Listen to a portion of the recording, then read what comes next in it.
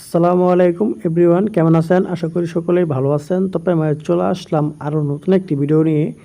তো আজকের ভিডিওতে আপনাদেরকে দেখাবো মোবাইলের হোম স্ক্রিন ঘুরে যায় কেন। তো আমরা যখনই কোনো জায়গায় ভিডিও দেখতে যাই এবং কি ইউটিউবে, ম্যাক্স প্লেয়ারে বা বিভিন্ন জায়গায় কোনো জায়গায় ক্লিক করলে দেখা যায় আমাদের মোবাইলের হোম স্ক্রিন এবং কি ওয়ালপেপারটা ঘুরে যাইতেছে। তো এই সমস্যাটা কীভাবে আপনি সমাধান করবেন, তো আজকের এই ভিডিওতে দেখিয়ে দেবো। তো ভিডিওটাকে স্কিপ করবেন না, স্কিপ না করে সম্পূর্ণ প্রচেষ্টা দেখতে থাকুন, তাহলেই বুঝতে পারবেন। এই মোবাইলের হোম স্ক্রিনটা ঘুরে যায়, এটা কিন্তু অনেকের মোবাইলে এই সমস্যা দেখা দিতেছে।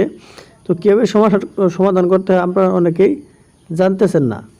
তো এটা সমাধান করার জন্য আপনি প্রথমে চলে যাবেন আপনার মোবাইলে সেটিংসে। তো সেটিংসে আসার পর এরকম একটি ইন্টারভিউ শো করবে। তো একটু নিচে দিকে স্ক্রল ডাউন করবেন। স্ক্রল ডাউন করার পর এখানে আপনি দেখতে পারবেন এই যে ডিসপ্লে নামের একটা অপশন আছে, এই অপশনটা আপনি খুঁজে বের করে নেবেন। এই ডিসপ্লেতে আপনি ক্লিক করে দিবেন। তো আমি আমার ডিসপ্লের উপর ক্লিক করে দিলাম। ডিসপ্লের উপর ক্লিক করার পর এরকম একটা ইন্টারভিউ শো করবে। তো একটু নিচের দিকে স্ক্রল ডাউন করবেন। স্ক্রল ডাউন করার পর এখানে আপনি দেখতে পাচ্ছেন একদম নিচে কিন্তু একটি লেখা আছে এডিশনাল অটো সার্চ রুল। এই যেটা একদম নিচে, এটা যদি আপনি অন থাকে এটাকে আপনি বন্ধ করে দিবেন। অনেকের মোবাইলে দেখা যায় এই লেখাটা কিন্তু আপনার অন থাকে। এটা যদি আপনার অন থাকে তাহলে কিন্তু আপনার যখন কোনো কিছু দেখতে যাবেন ইউটিউবে বা ফেসবুকে, তখন কিন্তু আপনার এটা কিন্তু অটোমেটিকলি কিন্তু ঘুরে যাবে ওয়ালপেপারটা। যদি আপনি এটা বন্ধ করে দেন তাহলে কিন্তু আপনার এই সমস্যাটা সমাধান হয়ে যাবে। এই যেখানে লেখা আছে অটো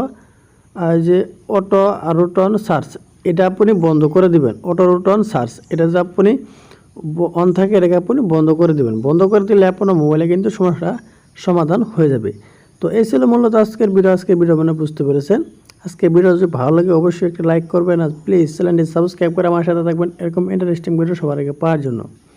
আর আপনার ভিডিওটা যদি দেখে উপকার আসে অবশ্যই আপনার মূল্যবান মতামত কমেন্ট বক্সে জানিয়ে দিবেন। তো সবাই ভালো থাকুন, সুস্থ থাকুন, খুদা হাফেজ।